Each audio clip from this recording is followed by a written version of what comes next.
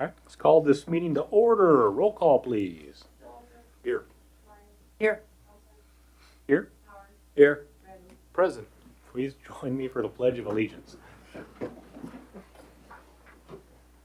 I Pledge allegiance to the flag of the United States of America and to the republic for which it stands, one nation, under God, indivisible, with liberty and justice for all.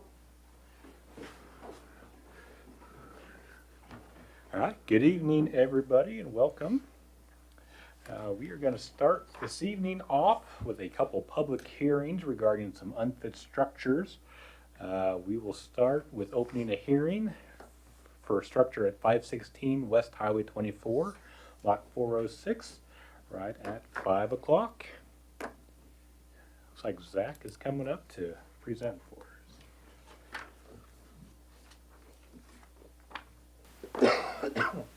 So this is the property that we've been discussing since July. We got all the cats removed and everything like that, so this is just the initial proceeding to go forward with removing the structures.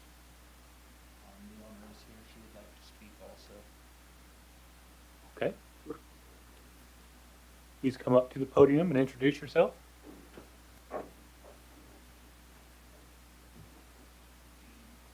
My name is Joanne Inbrigham and I do own the mobile home at 516. Okay. That's Highway 24, lot 406. And I would like to have an opportunity to get some other things out of there still, because there's still some other personal items in there.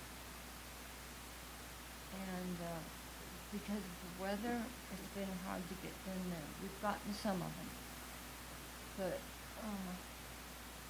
I would like to not have it removed right away until I can get some of these things out. Now, I'm going to probably get some of them out with my car still, but there is a few pieces of furniture left in there.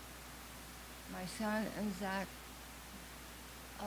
son and I got the furniture out last Thursday, some of it, but we didn't get all of it. We put all we could in this blazer. That's all we had to put the furniture into. And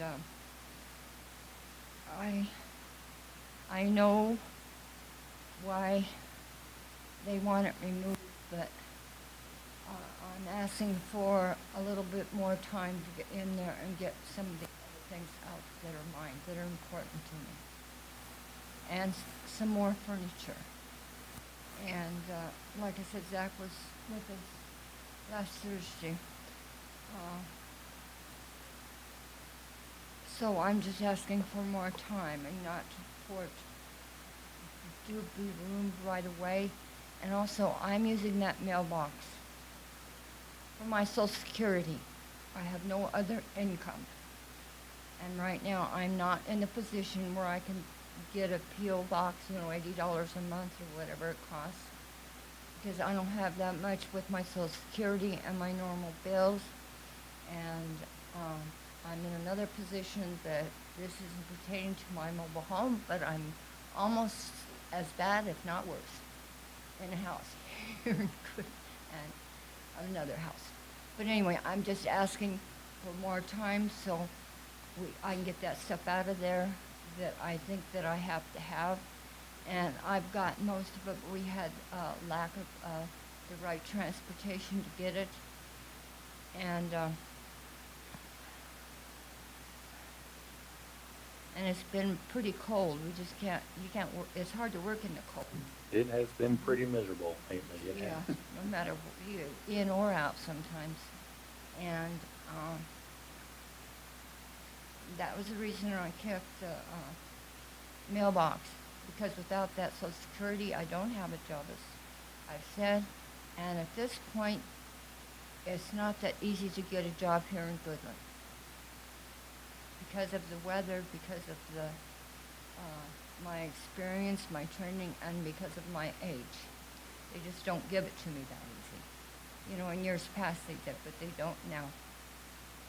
So, in the end, I don't want to lose that mobile home, but I know what's happened, and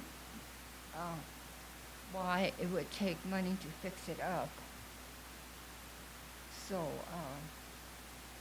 it's gonna take money, period. Yeah. And I gotta figure out how to earn it. More on my social security. And they don't wanna give me a check more than about $50 a month. And,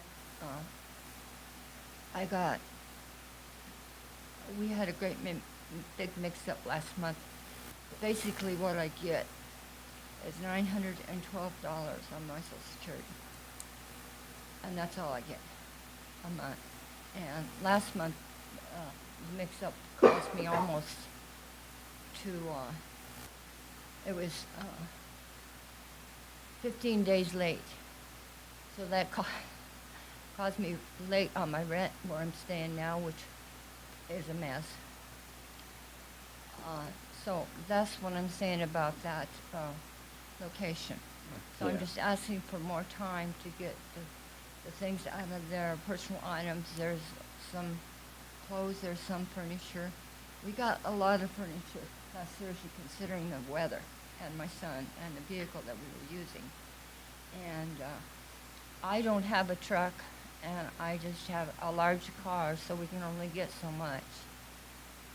That's all I got to say. Yeah. I know, it takes money to keep one residence up, and I knew that a long time ago. And what's happened in the past years happened because of a lot of reasons. And basically, it was money that got me into a lot of problems. Lack of. As it can for all of us at times, for sure. But I mean, as we move through these proceedings, we will definitely, give you an opportunity if there are things that need to be removed from the property that are deemed okay and safe, I mean, we're in the process of condemning the properties basically because they are deemed unsafe. So, but, we are definitely willing to work with you to be able to get things out of there that are important to you and that are okay to get out. I mean, Okay, well, that makes we me want to feel work better with you with because that as much as we can. As far as, your address in the mailbox, I mean, I would assume that would be between you and the owner of the trailer park as far as the actual physical address of the lot, Yeah. so that would be between you and them as far as keeping your mailbox for the time being, or however you want to pay the rent for the lot, or how that's kind of between you and the owner out there. But Yeah, he said I could. then, yeah, okay. Ask about that. And I wished it a long time ago that I could have resold it, but I guess I can't now unless I put a lot more money into it, basically to make it. But I know how to do it, 'cause I did it for 17 years. Yeah.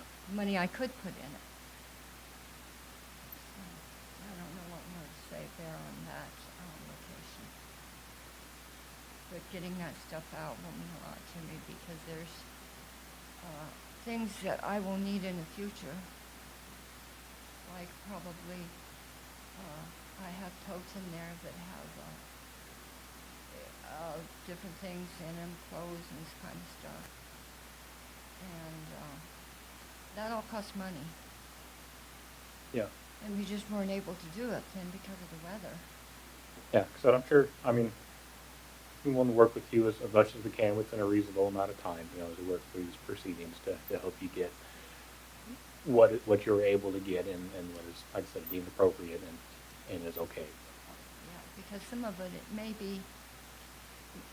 may even be given back to Lonnie because some of it he took from other mobile homes and let me have, so he can, and it's still in pretty condition, fairly good condition. Now if he wants it back, I don't know. But he might for other mobile homes out there. It depends on what he wants to do and how he wants to do it. If it's usable, which I think it is, that would be up to him. Yeah, and hopefully the weather holds out for a little while now and things will clear up a bit, make it a little easier to be able to do that. It's got a lot of memories. I had my daughter first came down here. She passed away in 2015. I'm sorry to hear that. So she was with me most of those 17 years off and on, living with me when I could be with them. I wasn't working.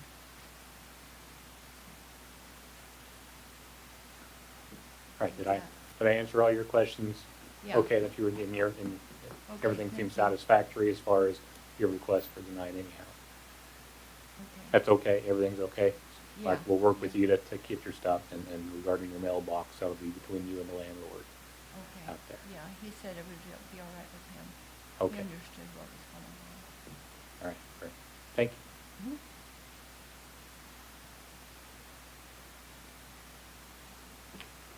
So regarding that, it does have the wheels and the tongue on it still, so it would be easy to move. So as soon as we can get things started and out of there, then that one can, This particular property.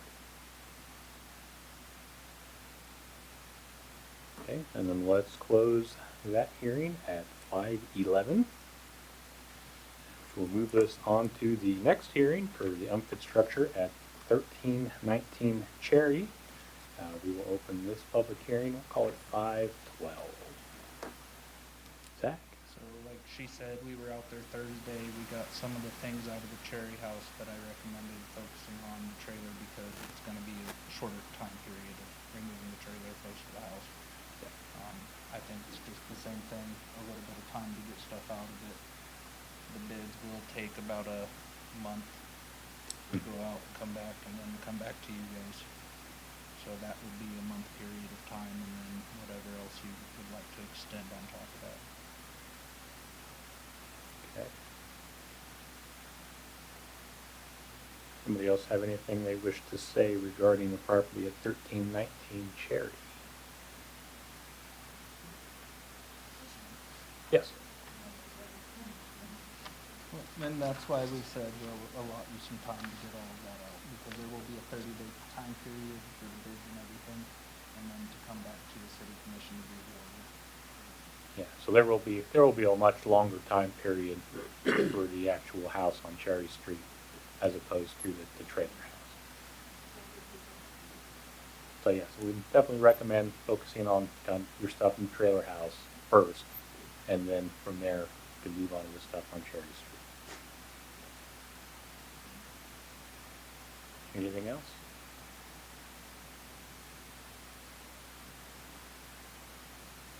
Okay, then let's close this public hearing at 5:13 PM. Thank you, Zach.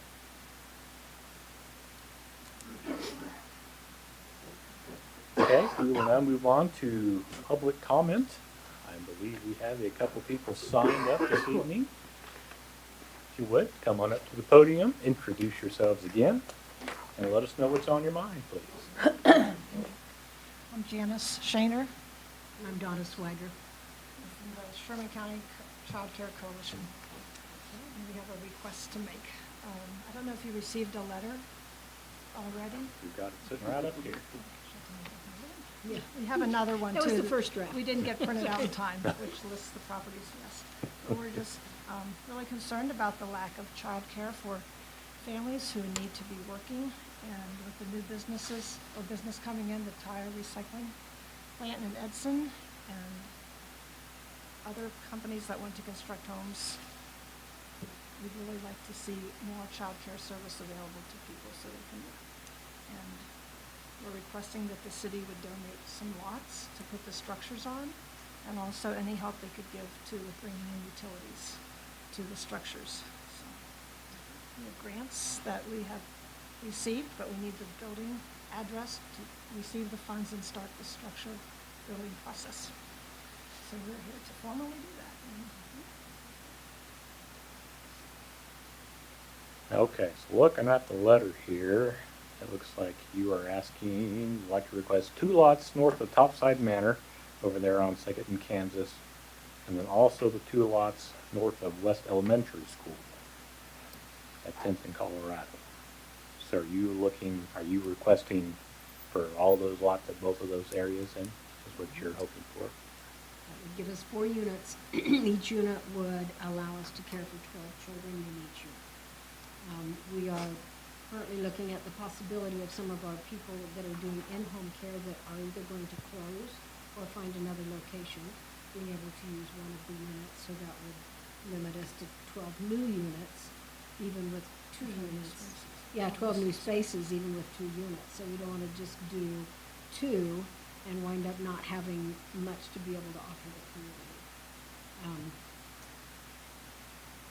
I feel like we have such a shortage in Goodland, and the surrounding community or surrounding area for childcare that we need more than 12 spaces. And so we would go ahead and do 4 units, housing or caring for 12 children in each unit, 2 of them by the school, 2 of them by the hospital. And our next step is to collaborate with the hospital and the school system and the county to be able to help fund, help staff, help all of those things. Can't divulge everything, in open statement, but I think we have a lot of good support. Hopefully we can move forward and get some more daycare slots opened up. Okay. Here's how this is a public comment section.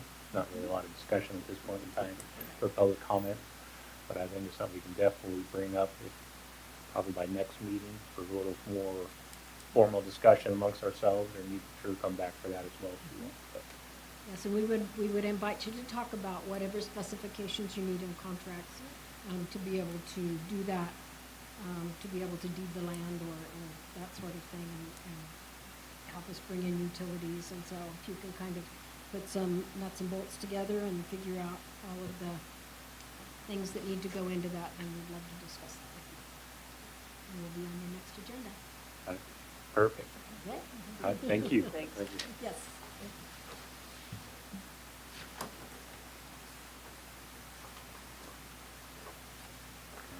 Is there anybody else signed up under public comment? Okay, let's move on to the consent agenda.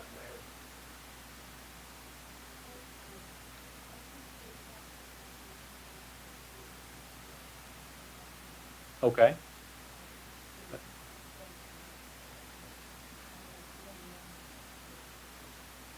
Okay. Okay, consent agenda.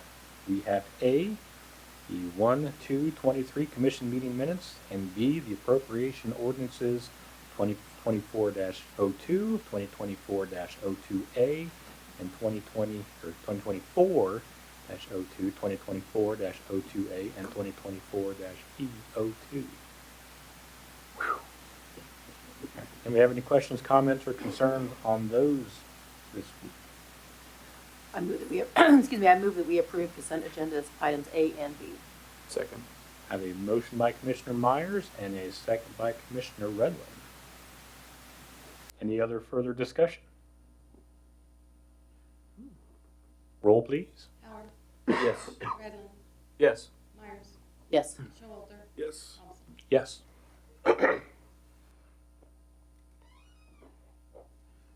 Okay, no presentations or proclamations, so we will move on to ordinances and resolutions. Starting with A, Resolution 1622 regarding the unfit structure at 516 West Highway 24, number 406. Welcome back.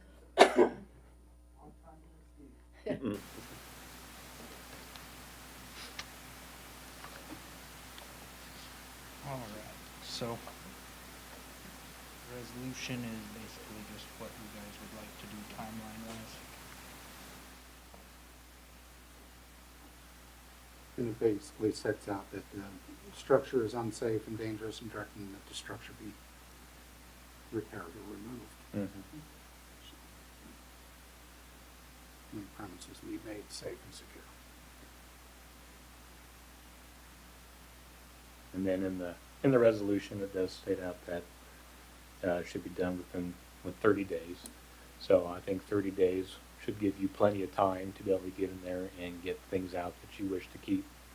You think that's fair? Okay.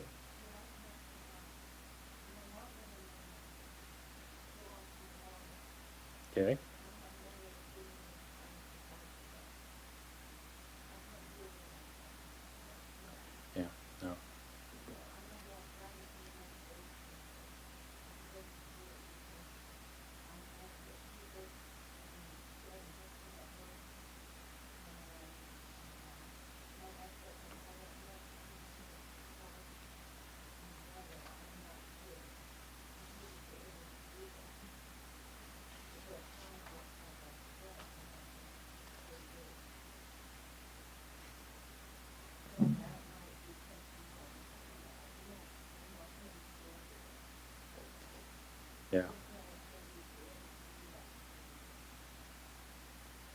I mean, 30 days is a pretty good amount of time.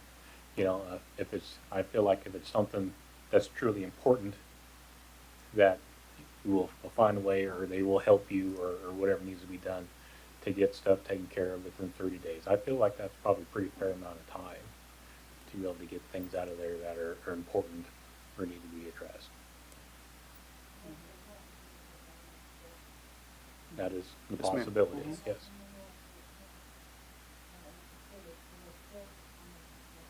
Yeah. So I guess I would recommend talking with them and letting them know that that's the amount of time that they would have, and if it's something that they really want to get, I imagine they would figure out a way to get them out. But,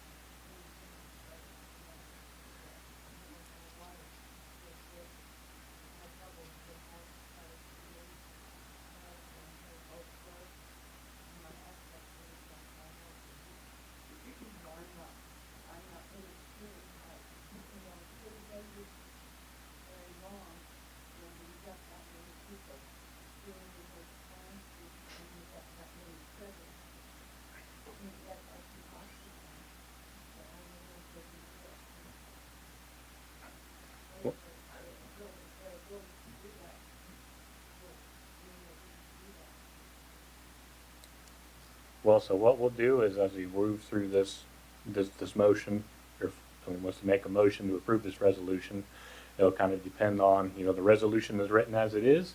If it's to adopt it the way that we feel like is appropriate, then we will vote it in.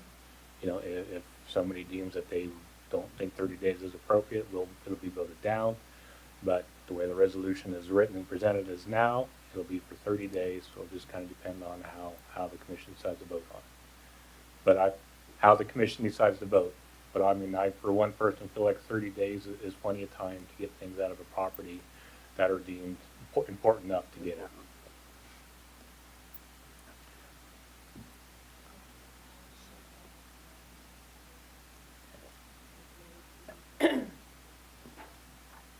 Somebody have? Okay.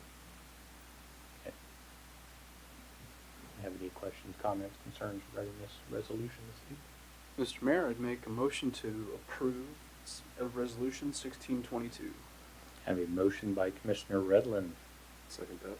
second by Commissioner Showalter. Any other further discussion? I'd just say in further discussion that it should be noted that this process has been running since July. Yes, it has been going for quite some time. Roll, please. Yes. Yes. Yes. Yes. Yes. Okay, next we have resolution 1623. Same deal, only regarding the property at 1319 Cherry Street. Have any more you wish to add on that?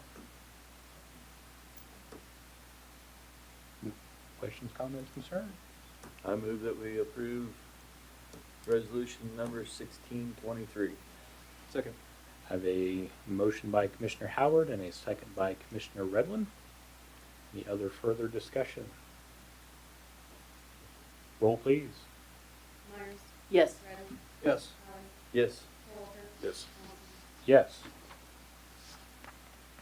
Okay, and then we will move on to resolution 1624, which is regarding property at 122 West 14th Street. Zach? I have been contacted by the owner. They now say instead of rebuilding the building, they're going to demolish it. On the back of that process sheet, I attached the email correspondence.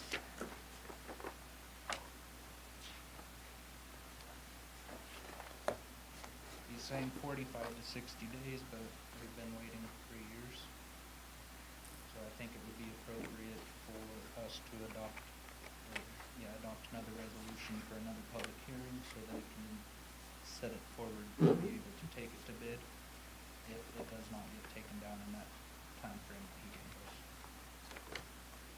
Yeah, I mean, I think at this point, that's the right thing to do. So at least it's another property that's been an eyesore in the community for a long time. It's been dilapidated beyond use for a long time. So we have had some contact with the current owner. Nothing that he has really said is gonna happen has happened with the property at this point.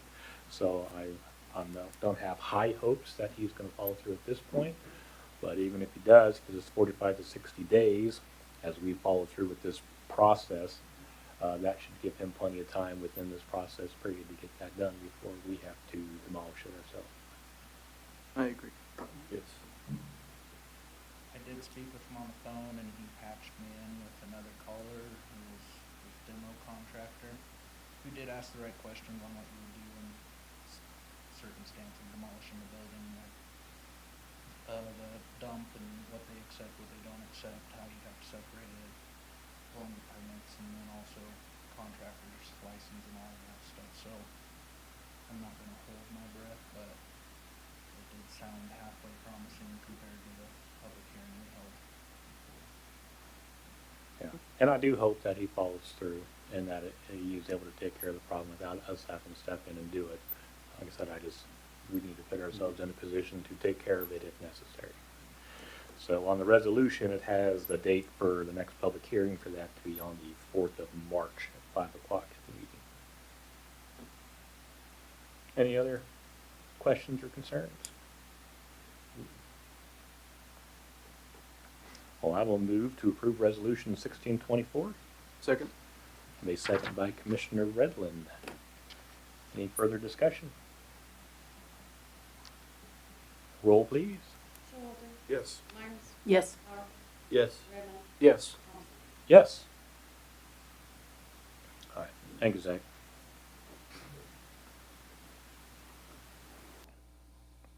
All right, moving on to formal actions. We do have an application for the Planning Commission for Mary Ellen Kumerl. I actually approached Mary Ellen to see if she would be willing to be on the board. She has been active in the community for a long time in very different ways, on different boards and within her own business, and I think she will be an excellent person to add to this board. Same.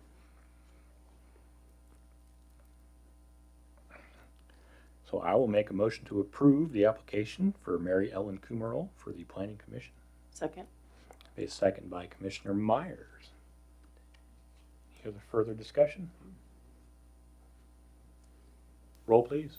Myers, Yes. Redmond, Yes. Howard, Yes. Showalter, Yes. Thompson. Yes.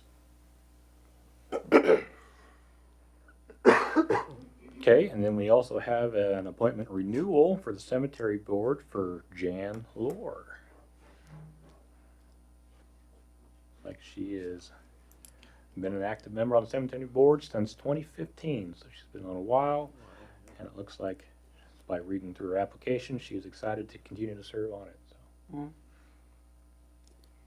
I would make a motion to approve the appointment renewal for Jan Lohr for the cemetery board. Second.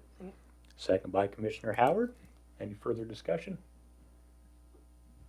Roll, please. Showalter, Yes. Howard, Yes. Myers, Yes. Redmond, Yes. Thompson. Yes. Okay, and then the last thing, we have a Kansas Rural Water Association voting delegate to take care of. Kent?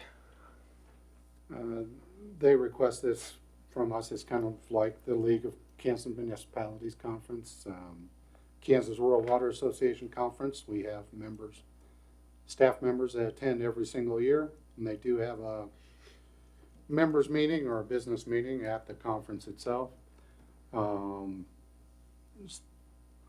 Neil Thornburg recommended that Leslie Killian be the voting delegate and Brandon Kenny as the alternate delegate to the KRWA conference, which is in March.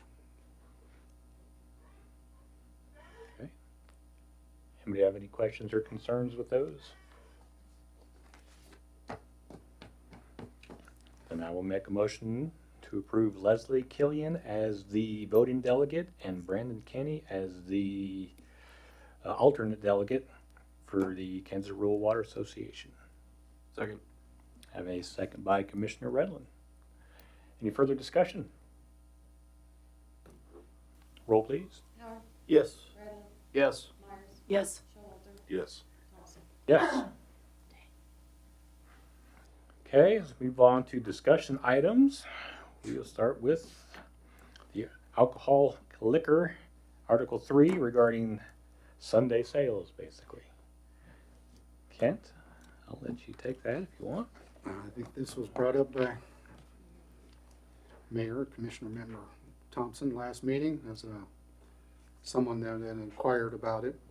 The state statutes did change a couple of years ago, and it does allow the possibility for any governing body with some of the prerequisites that's allowed to vote on within the county.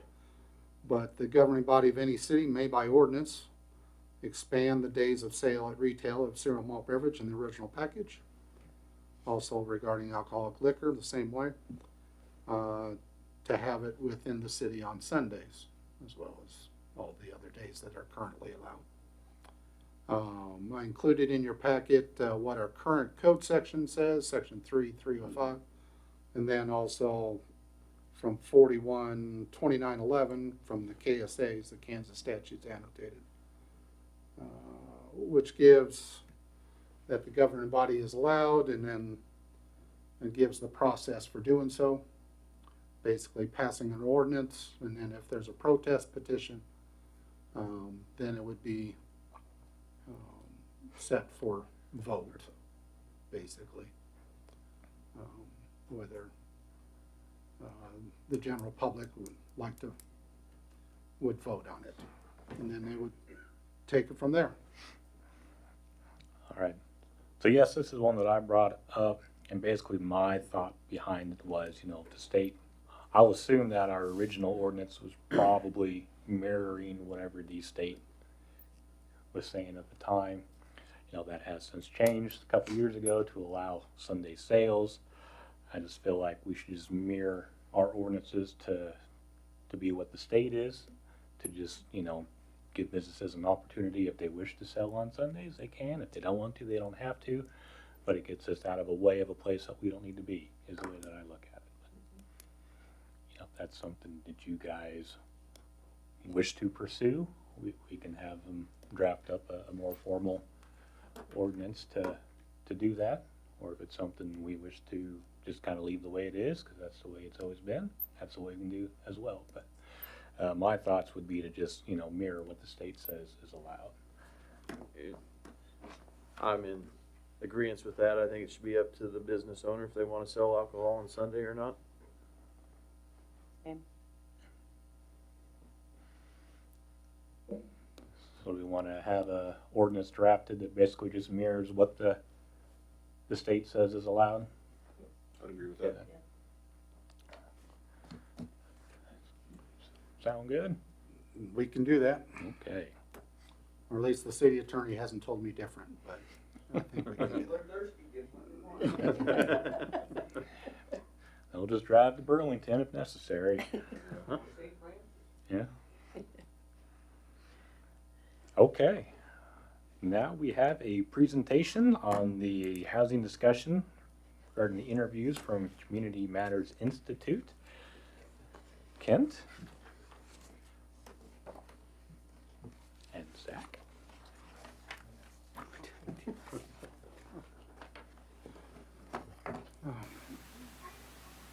We presented the similar type information at the planning commission meeting last week. And we have a worksheet that's at each of your places. We ask you to fill out after we've done this presentation. You can do it tonight or at least within a couple days, return it.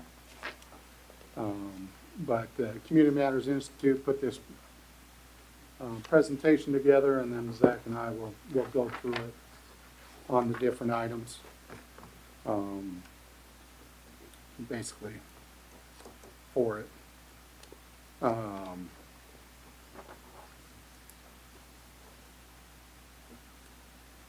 Go ahead with the next slide, Josh. The first thing kind of to set up this whole worksheet, or why we've gone through this, is why update your land use regulations? Better regulations will help attract the land uses that Goodland wants. They are an economic development tool, but they also, with the regulations, preserve property values. That's one of the main reasons land use regulations are in effect. They're used as tools that shape the places we live, work, and play. They help preserve valued characteristics of place, or what the town looks like. And from the interviews that we've had, there's been some different things that have come up in the discussions, and that's what part of these workshops would be about. And then as far as the joint meeting with the Planning Commission at the end of the month, that's what the conversation hopefully will be about, of different types of things. So there was different discussions regarding accessory dwelling units, different types of things for senior housing, apartment buildings and tiny homes and less yard to take care of, like general topics. But go ahead with the next one, Josh. Go ahead. Commissioners generally agreed that more housing units are necessary to accommodate economic growth. And Goodland needs different types of housing at different prices. Rental housing is needed. Some housing is needed quickly, and some people stated by the spring of this year. Commissioners generally agreed that ADUs, apartments, and modular/manufactured homes are acceptable.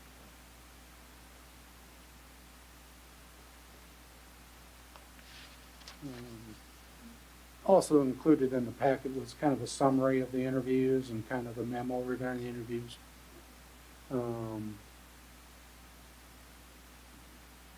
One of these charts, well, all the charts are interesting, but one of the charts on this page is the one on the top left. What kind of housing do the commissioners wish to encourage in the city? In that first bullet point, there's been not much change in the number of housing units available since 1997. And the chart goes back to the 1970s, and where there was some increase to it, and then it's been basically flat since then, for the last 30 years. Now that doesn't mean, the total numbers changed a little bit, but the total number of structures really hasn't changed in that time period. There's been a few added and there's been a few taken away. So, and then obviously the building permit, the average cost of the buildings being built can be skewed one way or the other, just because there's so few of them. And it's just a picture from 3 different decades, a single year taken out, a couple of years taken out.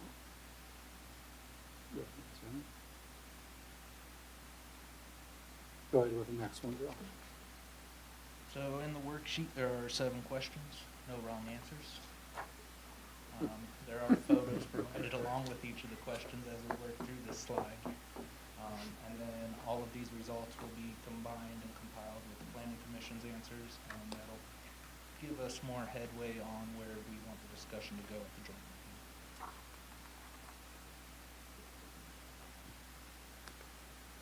Well, the first question is, what type of housing is needed in Goodland?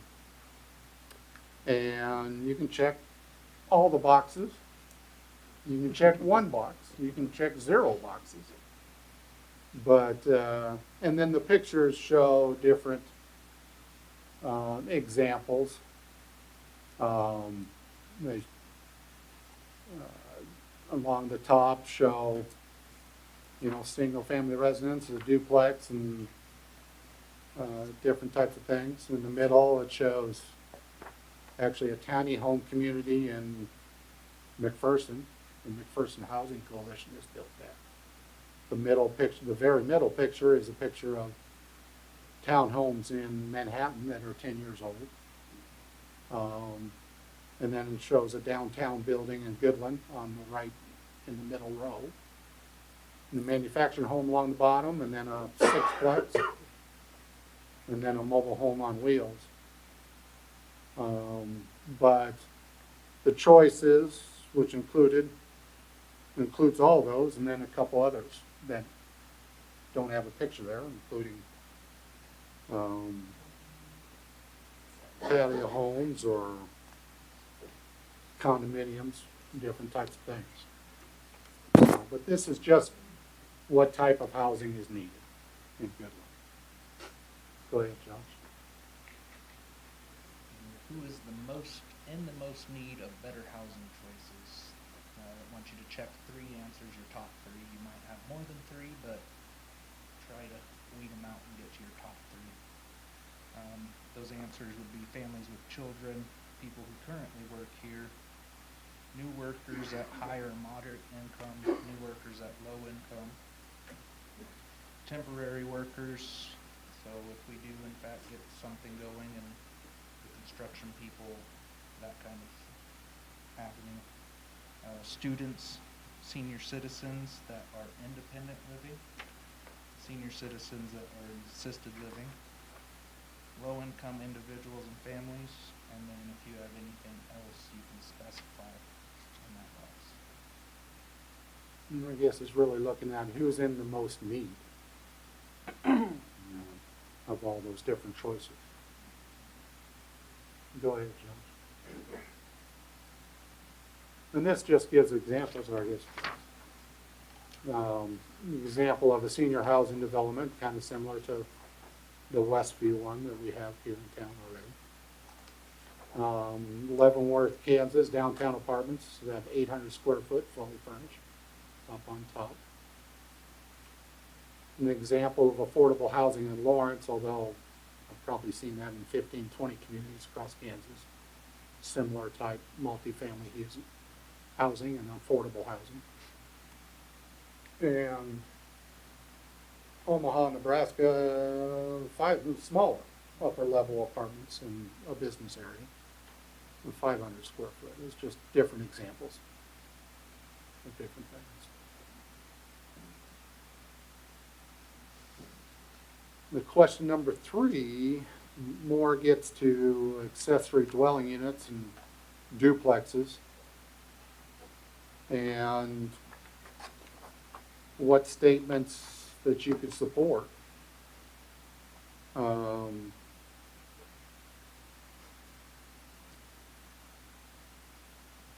don't think this matches though.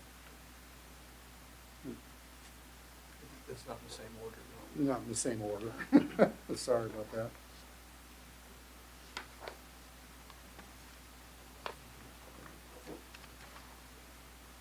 Maybe just reword it. Or just reword it. It's just where maybe the reduce the lot size or the lot width to encourage more duplexes.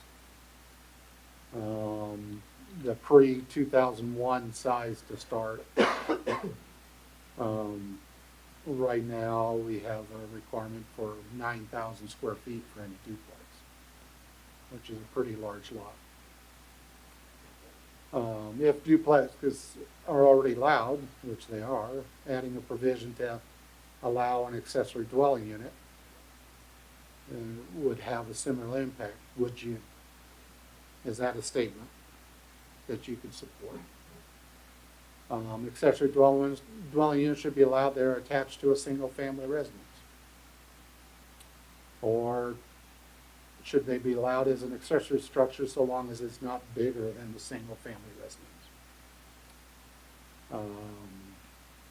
And then talks about tiny homes that are moved onto a lot but set on a permanent foundation, whether that should be allowed. Accessory dwelling units, including tiny homes that are moved onto a lot and not on a permanent foundation. That's a different type of question.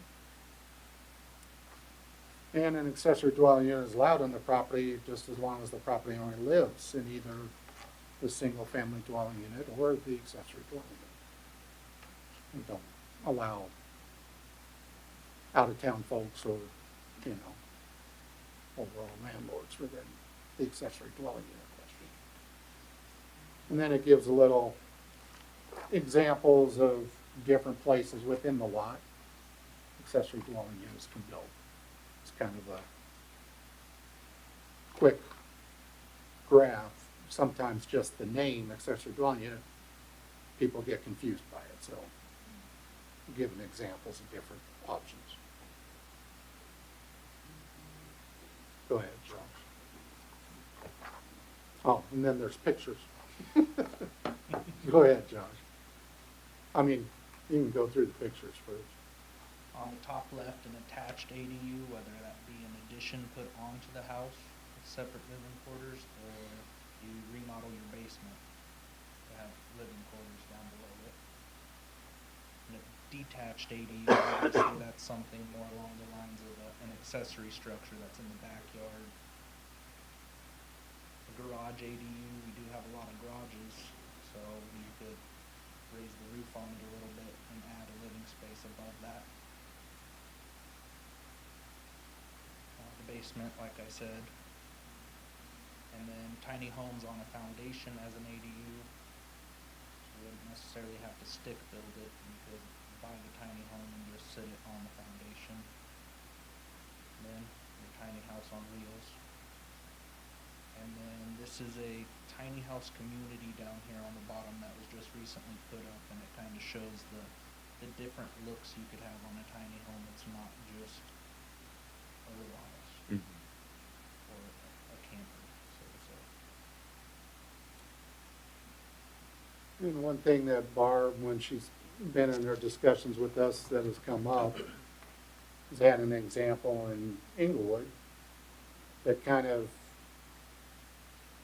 mirrors Goodland's code, in that they had a residential zone district that allowed duplexes, but didn't allow accessory dwelling units. The character, so on the left is a house, and I know this neighborhood because my dad worked in the hospital near this neighborhood, but it's the same period housing that's in Goodland, you know, the 50s to the 70s. Same type of house. On the left, well then, since they allowed duplexes but not accessory dwelling units, it was scraped, and then the stuff on the right started being built.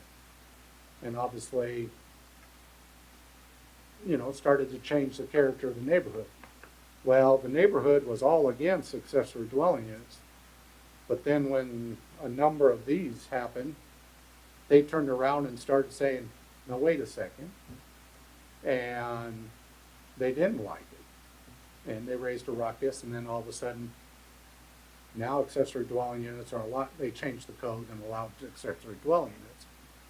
And they actually prefer them because it keeps the general look and the housing stock looking the same. So when we're going through these type of questions, these are the real world results of examples that come about sometimes because of it. So, and it doesn't mean it's right or wrong, just like when she says there's no right or wrong answers on here, it's just how do you set up the conversation to say, what does Goodland want? You know, what do we want to have?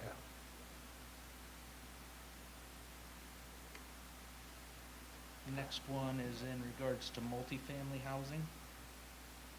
You can check all that apply that you feel you agree with.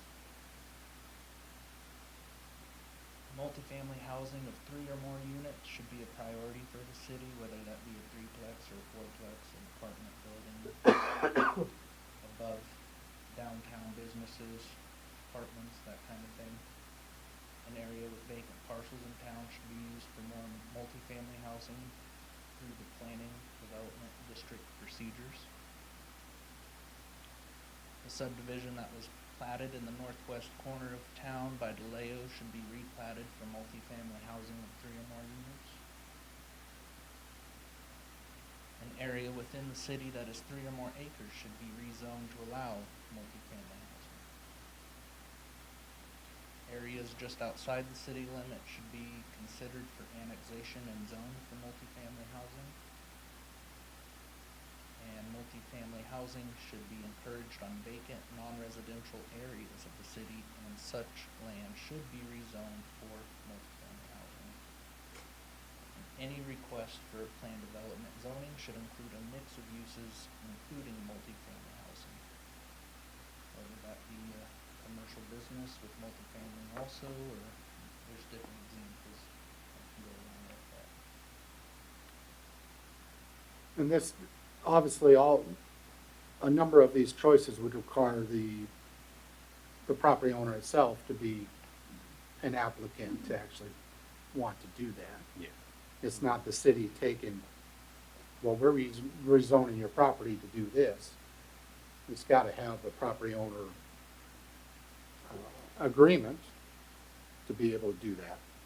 But it's what to encourage or what to look for, and what should the city be trying to do, trying to work with property owners to do. And this is examples of different apartments, modular apartments, shotgun housing, narrow, no halls, or, lines up in a row, or the upper floors of downtown, which we already have some of. We have zoning on the northeast section of the city, basically north and east of North Elementary School, that is zoned in our multifamily housing district. It has 2 fourplexes up there, but the rest of it is single family. And it's actually more upper middle class to upper class, or more expensive homes. And some vacant lots, but those are the ones next to the elementary school at this point. Then the picture on the right shows the roadway. There is an open lot behind it that you could put something similar to like what the college has built there. Be right next to Lowell's new lot that he built his building on, but there is a lot there that we could rezone and make it usable.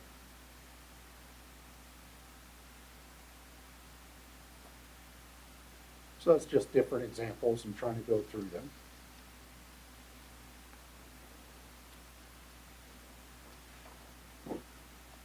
Question number 5 is regarding manufactured and modular housing units. Change the regulations to clarify as far as regarding manufactured homes, although we've had a handful built in the city.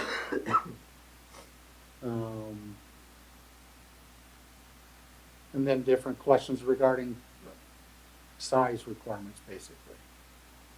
And possibly using the manufactured home park residential district to allow for tiny homes or our park home units. And she has definitions at the end of this worksheet that can go through that. But for our we have 3 different manufactured or mobile home parks. Setting up a portion of it or anything else might be a possibility. Again, it'd be working with the property owners, see if they would want to do something like that. And then also regarding recreational vehicles. And then one question regarding shipping containers, which once you put a different skin on it, sometimes you can't even tell it was a shipping container originally. But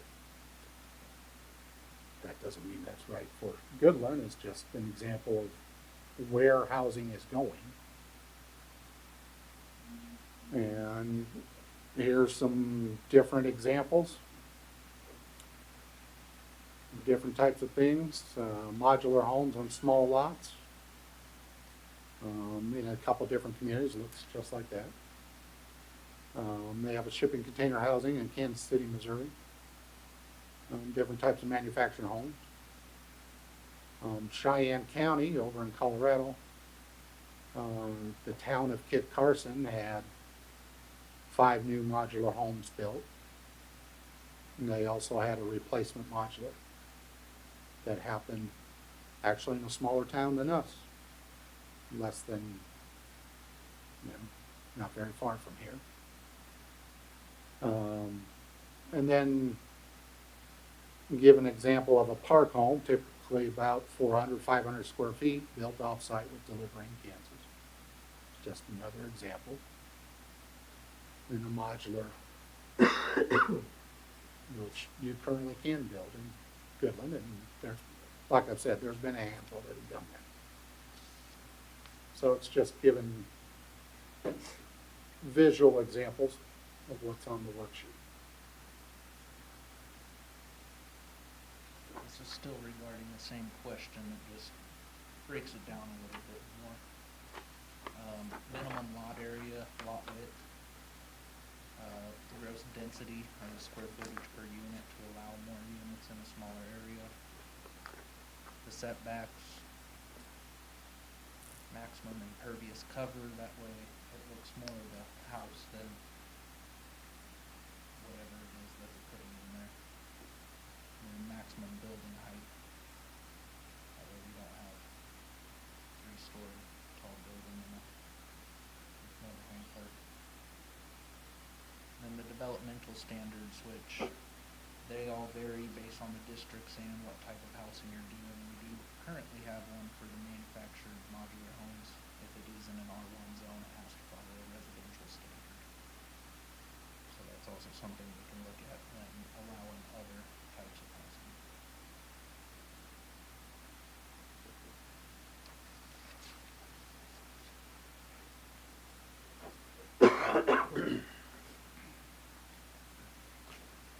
Question number 6 is regarding housing affordability.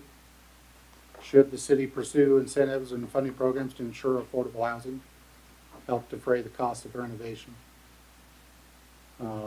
Talks about programs through Kansas Housing Resource Corporation and Department of Commerce, which we already have done through the moderate income housing, but we currently don't have a couple things as tools available. Participate in the countywide housing affordability through the state's neighborhood revitalization plan, which we already do. But do you want to continue to support that? Keep doing that. Adopt rules for new developments requiring payments to offset increases in affordable housing demand. That would be something different. Adopt rules for new developments to contain a percentage of affordable housing within them. And then that's something that small towns often have difficulty with, because just like our housing has been for the last 3 decades, it's been one house at a time. It's not a block at a time or 2 blocks at a time. And it's kind of hard to say, okay, you built a house, we need you to build an affordable house too. Yeah. When you do it one house at a time, that makes it difficult. Or adopt an incentive program allowing for more density or other incentives for developments that include affordable housing. So that it could be on a smaller lot, you could have more lots and technically easier to be able to pencil it out, make it reasonable to someone to take that risk to be able to build it. Concepts to pursue, amending and adding zone districts, whether it be C2 district, which right now is downtown business, renaming it to kind of urge people to do more of the mixed use, whether that be apartments and retail, stuff like that. Allowing parking to be provided within the district and not on site. We have some pretty strict parking regulations when it comes to housing. Every house is required 2 parking spaces at this point, regardless of size. Off-street parking spaces. So, no, you know, we have wide streets and we still want 2 off-street parking spaces for every residence. And there's a lot of folks now that, you know, that's one thing that it does take up, that requires a bigger lot, obviously, to have that off-street parking spaces. Looking for grants for renovation. And then a new zone needed for publicly owned land, like parks, schools, city-owned property, and state and federal property. That way it's separate from the rest of the zoning within the city.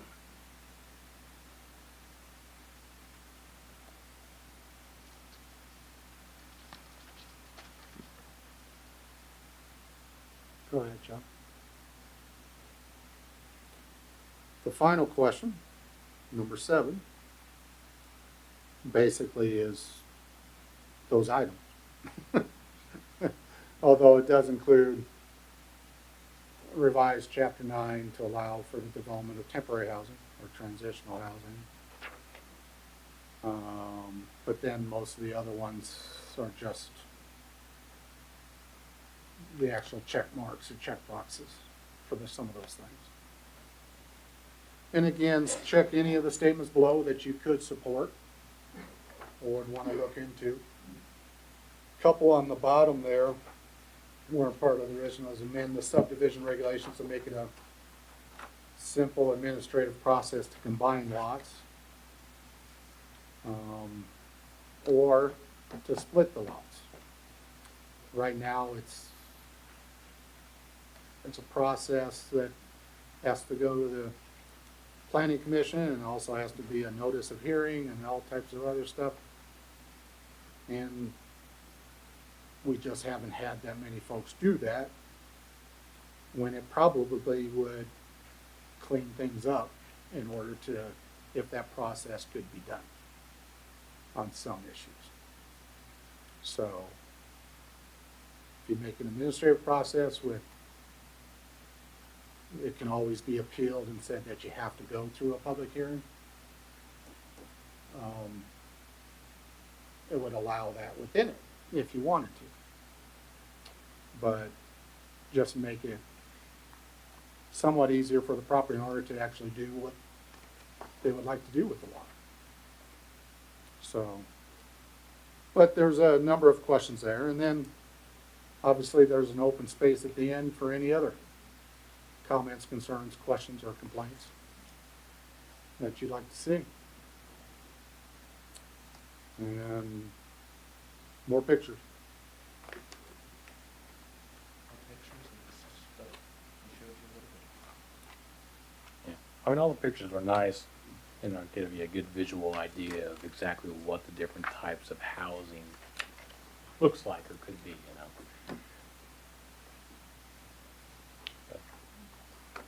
And I had a conversation earlier today with someone, kind of, you know, we're not trying, this isn't, housing is such a big topic, or broad topic. What we're trying to have is a conversation regarding the actual rules regarding housing as far as codes and zoning. But it's not, there's a lot more subtopics within the general topic of housing. This doesn't cover everything regarding housing. That's not what's trying to be accomplished here.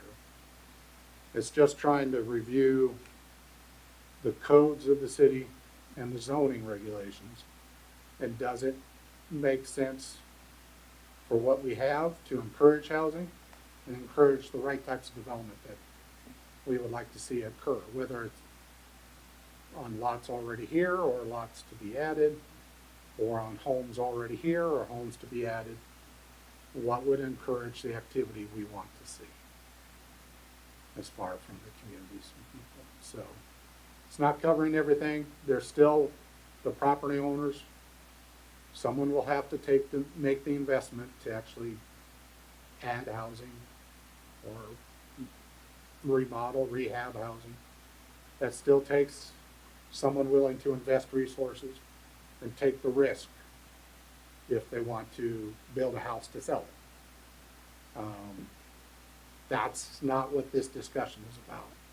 It's really just looking at the regulations and how do they fit for what we want to see happen. So we're not trying to do everything. We're just trying to focus on a portion. Set the ground rules.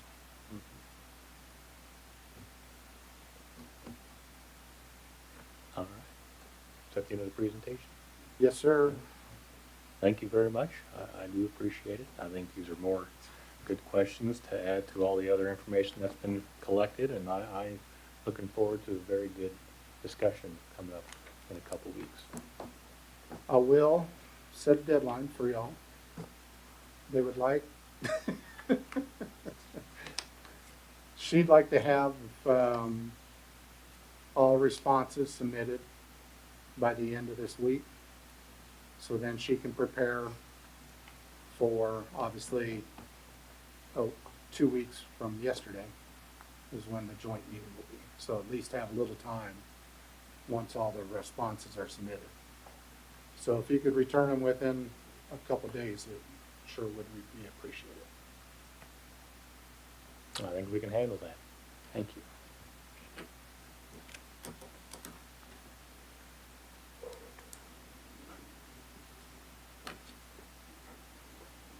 All right, well, let's move on to the next item. We have a motor grader request from the street department. Good evening. Good evening. Well, this actually is turning into not a request to this evening, but I'll kind of give you guys what we were thinking. The state puts out a list of graders, equipment that they're putting out there, and it's kind of the last minute we seen that they had a grader. We have a 1985 cat grader that, you know, someday we need to look at upgrading, get it up there. And so they had an O2 setting on there, they said in good condition. And so I was thinking, well, this might be a good option. So I called them to see what was, how that worked with going to the auction and everything. But they give the municipalities the chance to purchase it before the auction. Mhm. Well, so the reason we try to push it into tonight is because they need to know by February 5th. That's your next commission meeting, so I wasn't going to be able to talk to you. So me and Levi ran up there Friday and looked at this motor grader, and unfortunately, it was not, it was gelled up because they had their summer diesel in it. They couldn't start with the full temps. So we didn't get it tested or anything. Mhm. It's kind of going off of what they said. They said it was good, but that's, you know, just going off of what they say.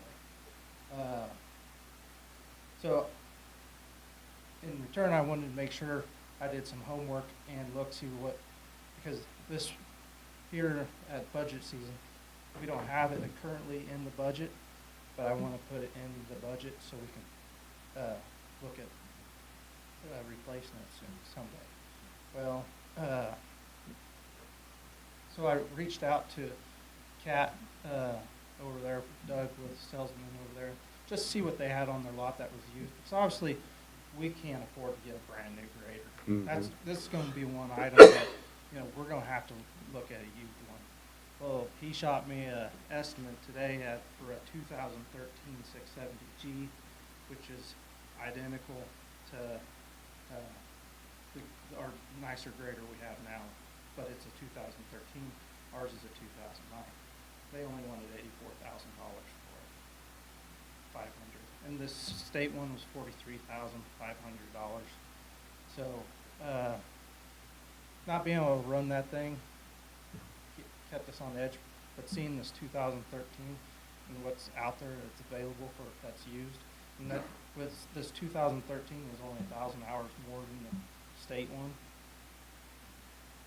If that was available at the time, it'd probably be a good one for us to upgrade. So as of right now, I just kind of giving you guys a heads up. Here come into budget season, we would like to put that in there for a used grader. So. Okay. All right. Well, then I guess I don't have any questions to ask. I don't know, was it a 770? 670G. But the one that was up in Norton? Theirs was a 670CH. 670CH? It was an O2. I mean, state grader, they set outside. It was really weathered. Interior was really nice. But like I said, No, I mean, we can obviously paint it and do whatever we have to, help the exterior of it, but not being able to run it, it'd be a tough one, but then you Yeah. look at a 2013 versus an '02, the price range, we had the money, I'd recommend going with the 2013, so. Yeah, well, I mean, if the used prices are in a reasonable range and we're at a point where it's not a emergency buy, that we can budget some money for it, I think I would rather, take the time to budget some money and then look into something a little more in depth, for sure. And that's where me and Kent talked about it. I didn't want to say, hey, no, we switched to mine, we need to go this, because I feel like we need a budget for it too, myself, so. All right, awesome, well, thank you. Yep. Thank you.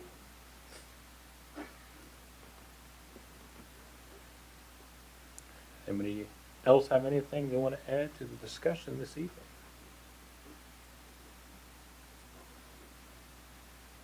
If not, we will move on to reports, starting with our city manager. Kent? Included in the packet is the manager memo as well as the month-end financial report for December 2023, as well as the treasurer's, which was published in the newspaper as far as the fourth quarter financials. Also included in the packet was a police monthly activity report, as well as the municipal court caseload summary review, basically for the year for 2023. Those were the additional documents within the packet. I also asked if the street department, Ken and Keith, could also go update of different activities regarding the street department, and we worked different things just because they've been busy lately, so. I guess I'll just give you a recap of the last snowstorm. But, I guess the Monday when we came in and we got everything chained up and went and peeled everything up and, made sure everything was ready. I sent the guys home at noon, knowing that we were going to be coming in that evening. We did have a few phone calls saying that there were some drifts around town, so I came back in at 2, and me, Danny, and Neil went around and took care of some snow drifts around town until the guys came back in at 5 when the snow stopped. So from there, we started hitting all the emergency routes.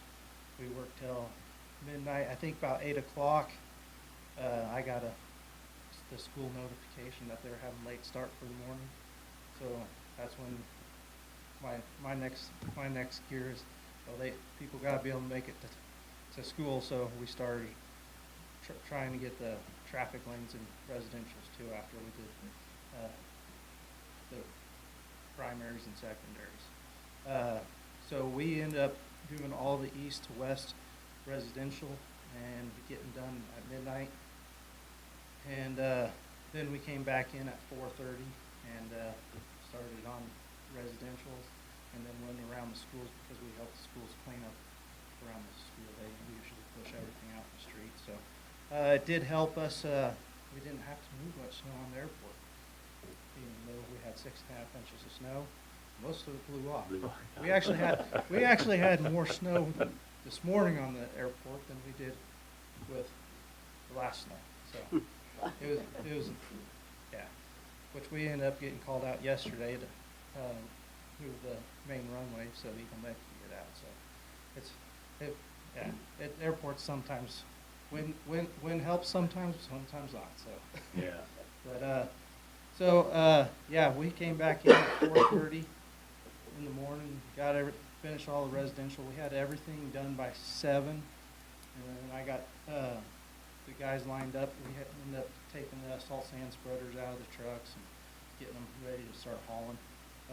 Had Neil and his crew and a couple power plant or line crew guys for trucks, and my guys went home at noon that day, and those guys hauled around the high school and started hauling for the day.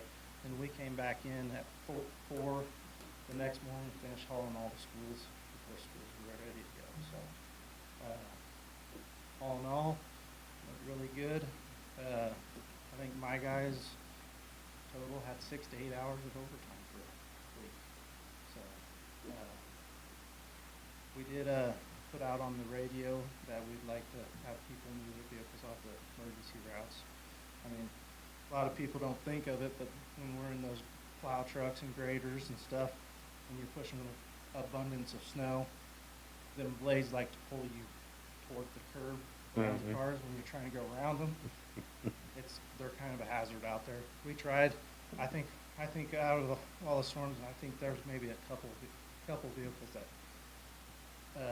listen to the radio or something. There's a lot of cars still on emergency routes, but it is what it is. So, other than that, I guess the diesel report, I guess, for this last week, I looked that up. We just burned about 1,000 gallons of diesel for the snowstorm, which our last fill was $4.17, so about $4,000, $170 for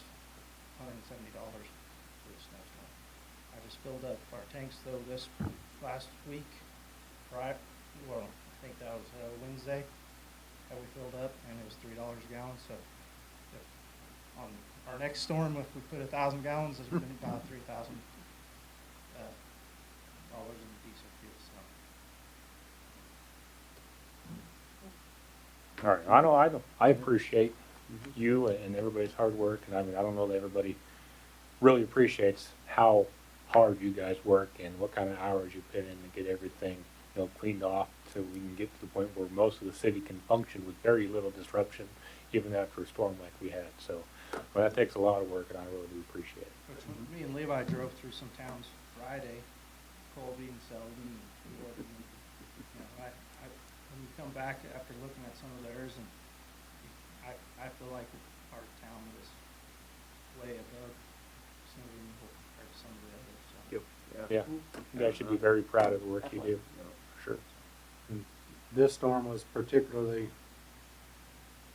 had more wind with this storm than you have in quite a few of the snows, but, which caused issues. 8th Street is always an issue regarding drifting, and also a couple other areas get, well, more than a couple areas, all the areas that get it. If you see a snow fence, stay away from it. Yeah. But, Granted, we don't have one on 8th Street, but I mean, some days it'd be nice. I've never really talked to the Wheat Ridge about putting one. I know they put one up last year, I think, or the year before, across to protect their roads. But I do know they have sprinkler system through theirs, but which it's one of those things. Heck, we haven't had this much snow with drifts like this for a while. So I think one year I don't put the snow fences up. That's when I get it. So I started telling the guys, we'll just start putting it up. We'll chase the snow. Yeah. Storm away. Didn't work for us this year. Thank you very much for all your work.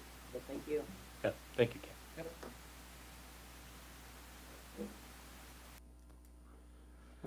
We also had at the elementary school, and they did, and I'll distribute to you, give you another piece of homework.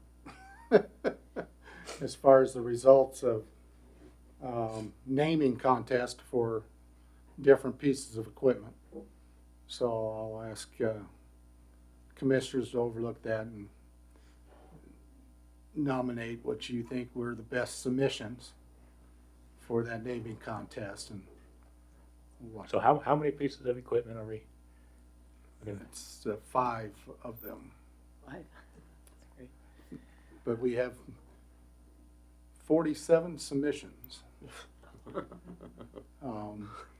And they're into 2 categories. One is for the loaders, and one is for the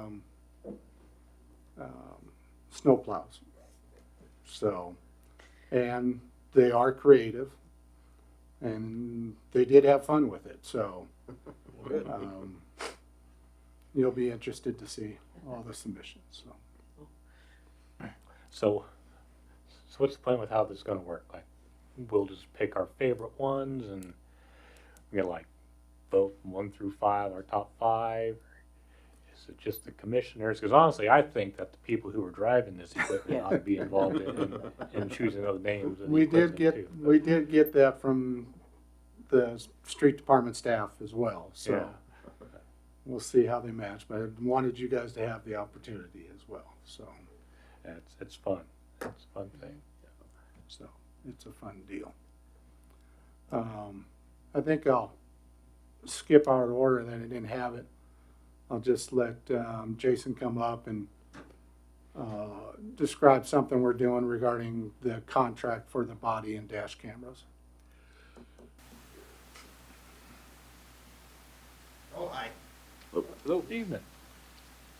So, our current body camera and dash camera contract, we're looking to amend it. We were in a 5-year contract with Digital Ally. And I had to purchase 2 additional dash cameras, for the 2 cars and 1 additional body camera for the additional staff, that will be added, the additional position that will be added in April. So with that being said, our current body cameras are 2-piece. They have a wire in between them. The ones that we are looking at going to are a 1-piece. They do a lot more stuff. For instance, they have live GPS tracking. So if we have an officer going somewhere, can't get a hold of them on the radio or whatever, I can log on and instantly tell where that person is. Which all this additional stuff isn't offered on these old body cameras. I can look at history functionality on GPS, which comes into play with citizen complaints. I've had several people say XYZ, they followed me or whatever, and we better say that didn't happen.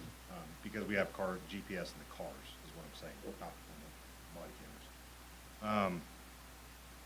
So one of the really cool things is on the back of these new body cameras, they have a screen. We can actually FaceTime with each other. And we can also take pictures, we can add evidence, we can do a lot of different functionalities with that. I did, for $7 a body camera a month, which is about $70 a month, I can actually log in and live stream whatever the officer is seeing. So, for instance, if I had a barricaded subject here just recently, I could have logged into any one of those body cameras and watched what they were seeing, and I can actually talk to the officers through the body camera while they're dealing with that situation. So that's something that's new. There's a lot of updates. I could go on probably all night with the updates for these newer body cameras. And so basically what we've done is I've got with Mary and Kent, we're in our 4th year. We've already paid our 4th year. So they're going to credit us back for these body cameras that we'll send back in. And the difference that we'll pay is $6,271.80, which we will take out of the new equipment fund. So it's already in the budget. And then we'll have a 5th year, which the 5th year, the dash cameras will be paid off. That'll be around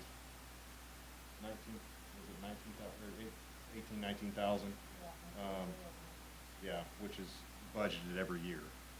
Then we'll go into our last 3 years with the body cameras, and that'll be right around $9,800. We get 5-year warranties on the new body cameras. We have 2 more years of warranty on the dash cameras. So basically, we're just amending the contract, upgrading the body cameras, getting to additional dash cameras and an additional body camera. So while I was doing the additions to dash cameras and body cameras, I just approached Kent and Marion and determined that it would be best if we could to upgrade the body cameras, because these have so much more functionality to them. want me to cover anything else? No, that's good that you have. The other thing that happens, or that you mentioned, Jason, with the extra wire, sometimes that gets to be an issue between the radio and the camera and shoot the 10 other things they carry on their body, but Yeah, so just getting rid of this, so it does have, they've tried to make this wire thicker and we've replaced them, but the frequency on our radios interferes with the body camera, causes it to shut off and turn back on.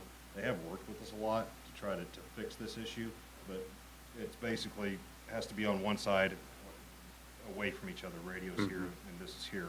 With the other one, that's not gonna be an issue, there's no wire. It's gonna be about that, probably about that size, and they're quite a bit thicker. But yes, that's been an issue since we got them. so. Just wanted to update regarding what, amending it to take care of the couple additional things that he was having. So. Any questions or concerns? Nope. Nope. Thank you. Yeah, thank you.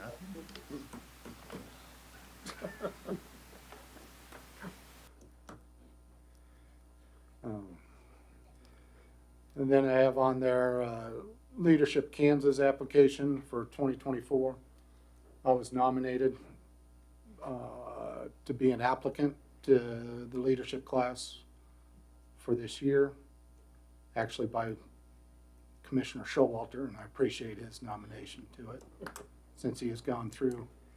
It's only alumni of Leadership Kansas, where they have a board, nominates different folks. There's a small application fee, but then the course itself is over 6 or 7 months, and you spend a couple days each month going to a different spot within Kansas for it. So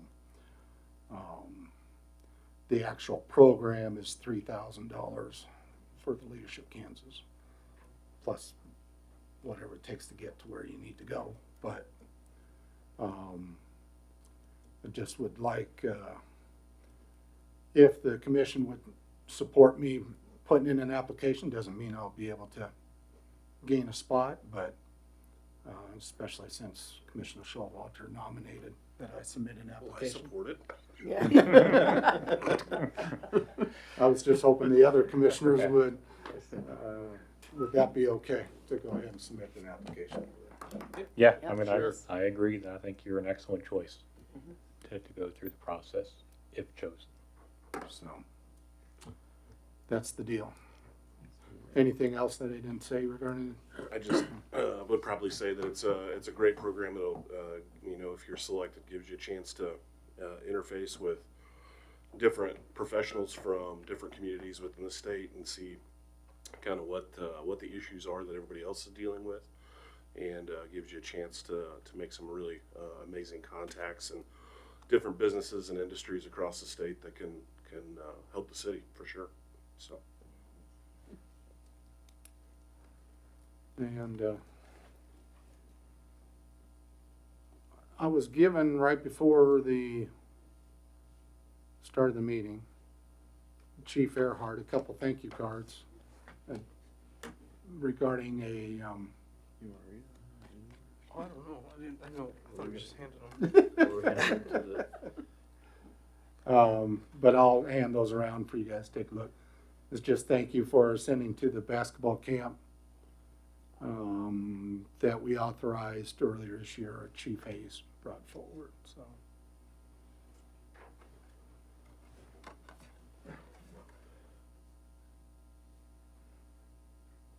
And that's all I have at this point. Anybody have any other questions or comments for our city manager this evening? Might have somebody come look at the heater in the commission room. Yeah. It It I don't think it's on. It's not in the budget, Commissioner Showalter. We need to make an amendment real quick. Make them in. Real quick, yes, ma'am.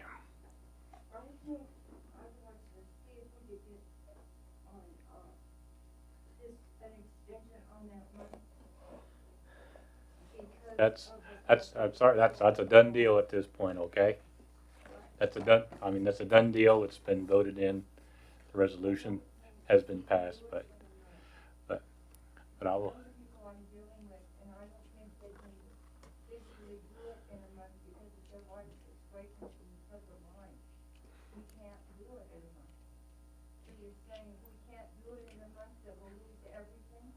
that gives a possibility, yes. But I, Can it be considered an exception, at least give me a chance to talk to these other people? well, I mean, it's, Because some of as it was stated earlier, I mean, this has been a process that's been going on for several months now already. This isn't a surprise that we're at this point with the property. So you've had an awful opportunity up to now to start dealing with some of the stuff in there. we have tried to deal with it in the Okay. past as best as we could, but we've had several sick people in that, I was sick for 3 months in the hospital. My, daughter has had an illness when she was a young woman. Yeah. And I understand there are hardships involved, but I mean, sometimes a hard deadline pushes us a little harder to get things done when we need to get things done, but, so. Another month, what So- difference is that gonna make now with the weather and everything? So I'm just, ma'am, at this point, it's a done deal at this point, okay?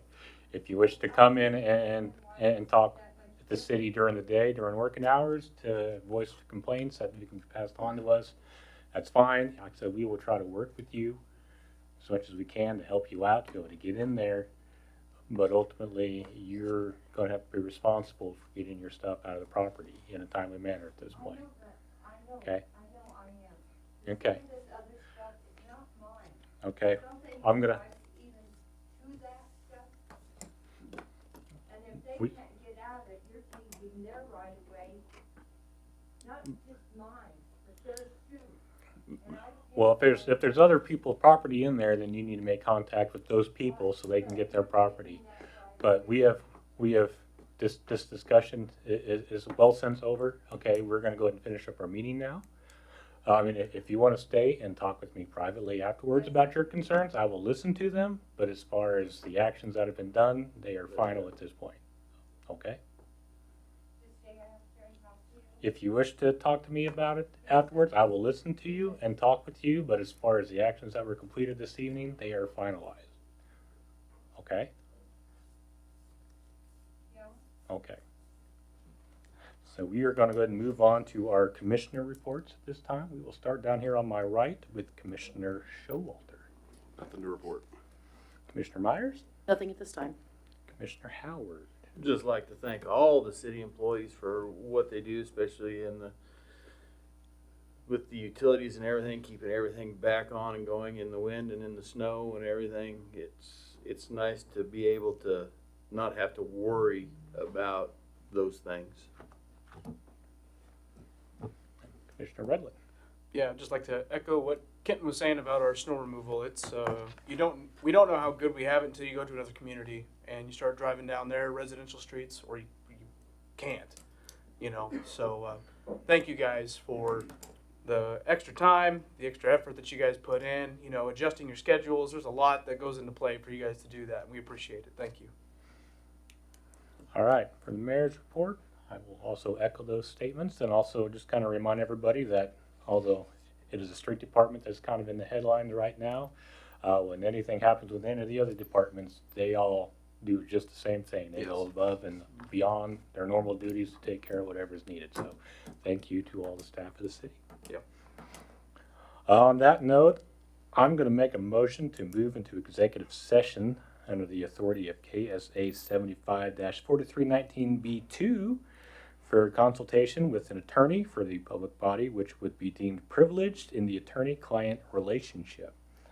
I would like the commissioners, our city manager, and our city attorney for a period of 10 minutes. 15 minutes. Motion's on the table. Second. Second by Commissioner Howard. All in favor? Yes. All in favor say aye. Aye. Okay. So